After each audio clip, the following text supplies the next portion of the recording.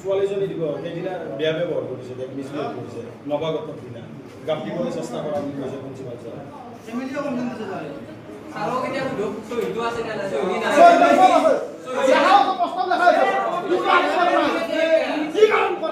আৰু ইয়াক চোৱা এতিয়া তাৰ ইয়াক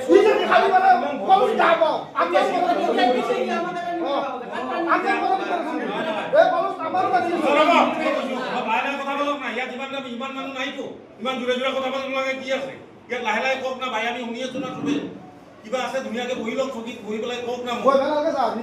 আৰে বাবা তেতিয়া ইমান জোৰে জোৰে ক'লে কথা কোৱা নেকি লাহে লাহে কওক না শুনি আছো তো আমি গোটেইকেইটা মানুহ চাইলেণ্ট আছে ইয়াত লাহে লাহে কওকচোন আমি শুনো কি হৈছে প্ৰব্লেম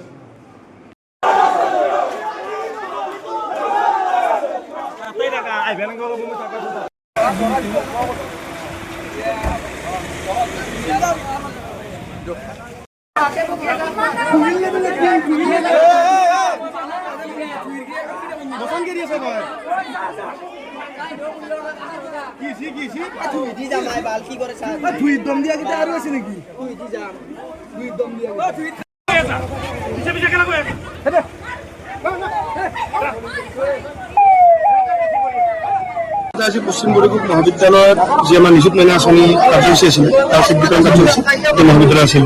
এই মহাবিদ্যালয়ৰ যি আমন্ত্ৰিত অতিথি আছিলে এই অনুষ্ঠানত আমন্ত্ৰিত অতিথিৰ সন্মুখতে যিগৰাকী ছাত্ৰকতা সভাৰ সাধাৰণ সম্পাদক ৰাহুল আলী বুলি তেওঁ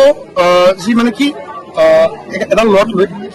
কেনে গোটেই ইয়াত তাণ্ডৱ কৰিছে যে মই মিয়া তই মিয়া ই মিয়া সি মিয়া এখন মিয়াৰ কলেজ এখন অসমত থকা কলেজ তেওঁ কিয় ক'লে মানে তেওঁ ইয়াক বাহিৰৰ শক্তিয়ে ইয়াত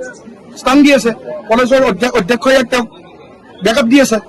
নহ'লে তো ক'ব নোৱাৰে কোনো বেলেগ ষ্টুডেণ্ট আছে কোৱা নাই তেওঁ যে কৈছে কেলে তেওঁ পঢ়িব এই মিয়াৰ শব্দটো কিয় হ'ল সেই কথাটোৰ কাৰণে যেতিয়া অধ্যক্ষ মহোদয় সোধো অধ্যক্ষ মহোদয় যে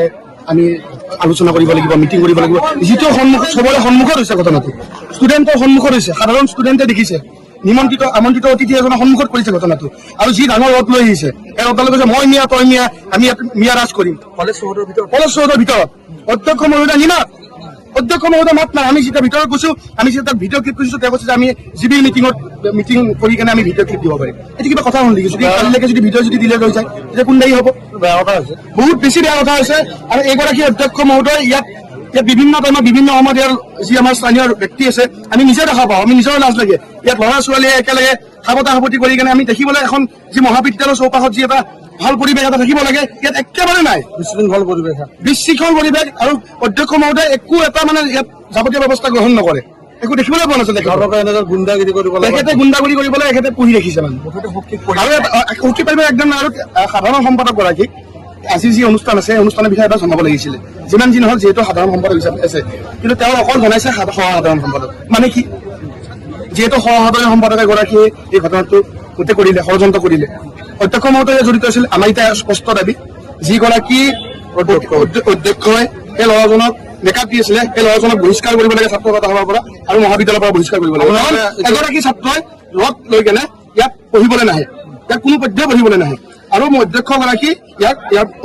ইয়াৰ পৰা নিজে হয়তো তেওঁ পদত্যাগ ল'ব লাগে নহ'লে আমি ইয়াক পদত্যাগ কৰাম যেনেকে পদত্যাগ কৰাম আৰক্ষীক গতা দিছে আপোনালোকে আৰক্ষীক গতা দিছো আৰক্ষী কৰাৰ লগতে তেওঁলোকৰ বায়েকহঁত আহিছে বায়েকহঁত আহি কিনে কৈছে মিয়া কৰিব পাৰো মানে কি অধ্যক্ষ ডাইৰেক্ট অধ্যক্ষৰ সন্মুখত কোঠাত কৈছে আমাৰ ল'ৰাবোৰ আছে আপোনালোকৰ ল'ৰাবোৰক সোধক আমাৰ জি এছ আছে জি এছক সোধক আমাৰ এই ল'ৰাবোৰক সোধক গতিকে তেনেকুৱা কথাটো নহয় চলিছে আৰু অসমত নিৰাজ চলিব নোৱাৰে চিধা কথা আগলৈ ইয়াত গুণ্ডাগিৰি একদম নচলিব আৰু যদি এই অধ্যক্ষগৰাকী যদি নিজে পদত্যাগ নলয় আৰু যদি সেই ল'ৰাজনক যদি বহিষ্কাৰ নকৰে তেতিয়াহ'লে এই কলেজত আমি উত্তপ্ত পৰিস্থিতি কৰিম কাৰণ কিয় ইয়াত অসমীয়া চলিব ইয়াত মিয়া নচলে আমাৰ খিলঞ্জীয়া মুছলমানসকল আমাৰ কিন্তু কথাটো হৈছে যে মিয়া ৰাজ কেলে চলিব ইয়াত বাংলাদেশত যায় সিহঁতি বাংলাদেশতো সিহঁতৰ বাংলাদেশো কৰক গতিকে মিয়া ইয়াত পুহিব নোৱাৰে যি মেটেকা এবাৰ খালত পৰিলে যি গোটেই খালটো লৈ লয় ন এই মেটেকা গোটেই গুচাই পেলালে চিধা কথা একদম যিকোনো খবৰৰ বাবে যোগাযোগ কৰক 7099017330 লগতে 7099017110 নম্বৰত।